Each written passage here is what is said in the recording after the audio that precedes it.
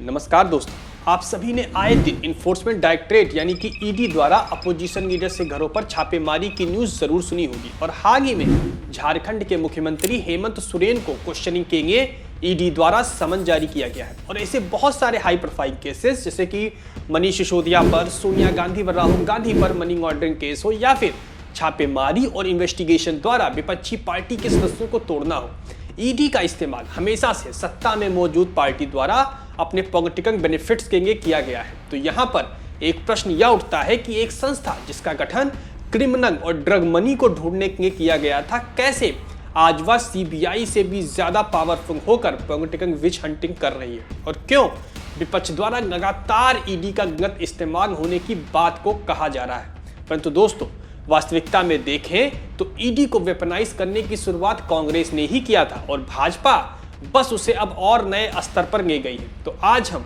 इस वीडियो में ईडी से जुड़े इन सभी तथ्यों के बारे में चर्चा करेंगे। तो चलिए शुरू करते हैं। Let's cut across to big breaking news that's coming in. The Enforcement Directorate carrying out search operations. Jharkhand में एक आईएएस अधिकारी ठिकानों पर लगातार दूसरे दिन भी छापेमारी जारी है। With regards to the ED searches, आयकर विभाग ने महाराष्ट्र के जालना में 56 करोड़ रुपए कैश जब्त किए हैं। Delhi Health Minister Satyendra Jain is already in custody, but raids being conducted. Delhi का शराब घोटाला, जिस मामले में अब एक्शन में ईडी।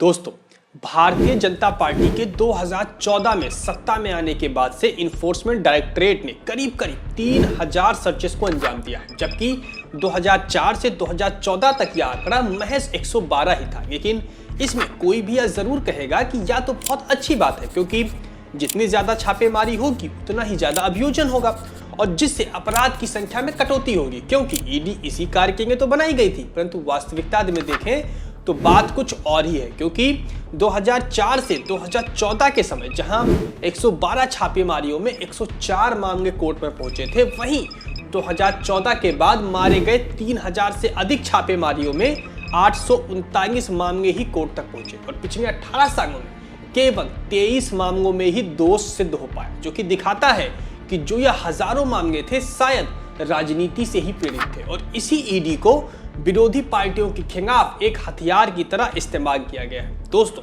सच तो यह है कि अगर आप किसी विपक्षी पार्टी में हो तो आपके खिलाफ यह मामला कभी भी खुल सकता है, और जब किसी भी विपक्षी राजनेता के विरुद्ध भाजपा का बहुत बड़ा दांव लगा होता है तो छापेमारी की संभावना और भी बढ़ जाती है। तो ऐसा एहसास होता है कि सभी चोर और भ्रष्ट लोग विपक्ष में बैठे हुए हैं और सारे अच्छे लोग सत्ताधारी दल में।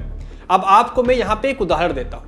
Multi crore chit fund money laundering case में मुख्य आरोपी शारदा ग्रुप के संस्थापक सुदीप सेन से पूछताछ हो रही थी, तो उन्होंने लिखित में यह बयान दिया था कि असम के मुख्यमंत्री हिमंता बिस्वा शर्मा को उन्होंने रिश्वत दिया था। लेकिन तब तक हिमंता कांग्रेस को छोड़कर भाजपा को ज्वाइन कर चुके थे और जब ईडी ने अपनी चार्जशीट कोर्ट में दायर की तो उसमें टीएमसी लीडर्स का तो नाम था, परंतु हिमंता का नाम कहीं भी नहीं था। और ऐसा ही कुछ पंजाब चुनाव के ठीक पहले देखने को मिला था, जहां ईडी ने राजस्थान के मुख्यमंत्री अशोक गहलोत के भाई अग्रसेन गहलोत और पंजाब के मुख्यमंत्री चन्नी के रिश्तेदारों के यहां छापेमारी की। और अब लैंड स्कैम से जुड़े मनी लॉन्ड्रिंग केस में झारखंड के मुख्यमंत्री हेमंत सोरेन को समन जारी किया गया है। सीधे शब्दों में कहें तो विपक्षी नेता भ्रष्ट हैं और सत्ताधारी नेता एकदम साफ सुथरे।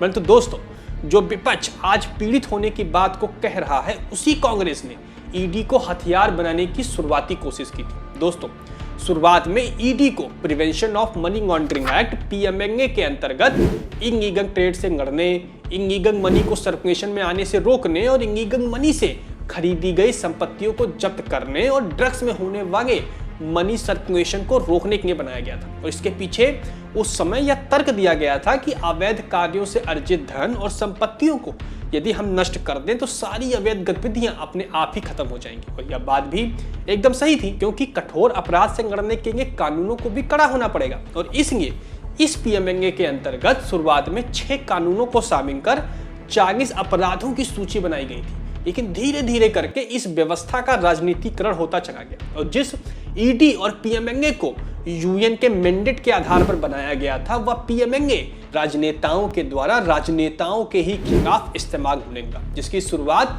खुद कांग्रेस ने ही की थी, जहां 2009 से 2012 के बीच किए गए 30 अमेंडमेंट में 140 अपराधों को पीएमएलए के अंतर्गत शामिल कर दिया गया और पी चिदंबरम ने खुद इसका इस्तेमाल उस समय विपक्ष के खिलाफ किया और कॉपीराइट उल्लंघन जैसे मामलों को भी इसके अंतर्गत मनी लॉन्ड्रिंग में शामिल कर दिया गया। परंतु दोस्तों, जो गलत हुआ वह यह था कि 2014 में कांग्रेस लोकसभा चुनाव को हार जाती है और भाजपा सत्ता में आ गई और अब जिस ईडी को कांग्रेस ने सिर्फ पिस्टन दी थी, बीजेपी ने उसे रॉकेट लॉन्चर थमा दिया और 2019 में राज्यसभा में बहुमत न होने के बावजूद भी भाजपा ने मास्टर स्ट्रोक खेलते हुए पीएमएलए में अमेंडमेंट कर इसको और विस्तार देकर रेट्रोस्पेक्टिवली भी लागू कर दिया, जिसका मतलब था कि पिछले वर्षों में भी हुए मामलों की जांच अब ईडी कर सकती थी।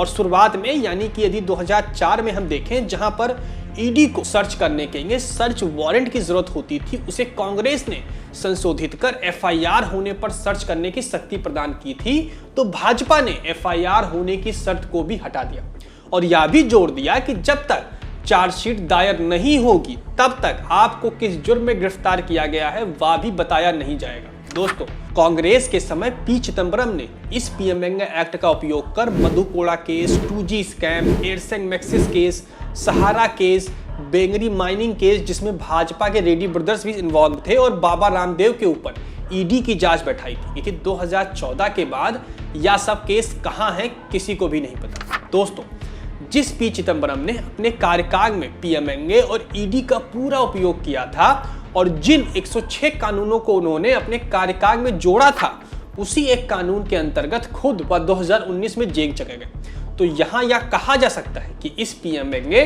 और इसके अंतर्गत ईडी का कांग्रेस और भाजपा दोनों ने ही बहुत ही गलत इस्तेमाल किया है। लेकिन आज के समय में यह पीएमएलए एक्ट सुप्रीम कोर्ट के अंदर विचाराधीन है कि यह कॉन्स्टिट्यूशनल है या नहीं, क्योंकि पीएमएलए एक्ट के अंतर्गत यदि आप ईडी के समक्ष कोई भी बयान देते हो तो उसे आपके खिलाफ सबूत के तौर पर इस्तेमाल किया जा सकता है, जबकि नॉर्मल केस में पुलिस के समक्ष दिया गया बयान कोर्ट में एडमिसिबल नहीं है और इसके अंतर्गत मजिस्ट्रेट के समक्ष प्रस्तुत करने का भी कोई प्रावधान नहीं है। अर्थात आपको तब तक नहीं पता चलेगा कि आपका अपराध क्या है जब तक आपके विरुद्ध चार्जशीट दायर नहीं की जाती। और इसमें बेल मिलने का भी प्रावधान बहुत सख्त है, क्योंकि इसमें लिखा गया है कि यदि कोई न्यायाधीश 100% श्योर है कि आरोपित बेगुनाह है तभी वह बेल दे सकता है। दोस्तों, तो यहाँ पर यह कह सकते हैं कि ये एक अच्छा कानून है जो नेताओं को सीधा कर देगा, क्यों? लेकिन यदि देखें तो यह जरूर ही एक अच्छा कानून है, परंतु यह लोकतंत्र के लिए बिल्कुल भी अच्छा नहीं है और अब इसका भविष्य सुप्रीम कोर्ट ही तय करेगा। लेकिन यह भी याद रखिए कि राजनेता अच्छे कानून का भी दुरुपयोग कैसे करते हैं और अगर कल कांग्रेस सत्ता में आती है, जो अभी तो संभव नहीं लग रहा, तो वह भी इसका गलत इस्तेमाल ही करेगी। दोस्तों, आज के इस वीडियो में इतना ही। मिलते हैं अगली वीडियो में। नमस्कार।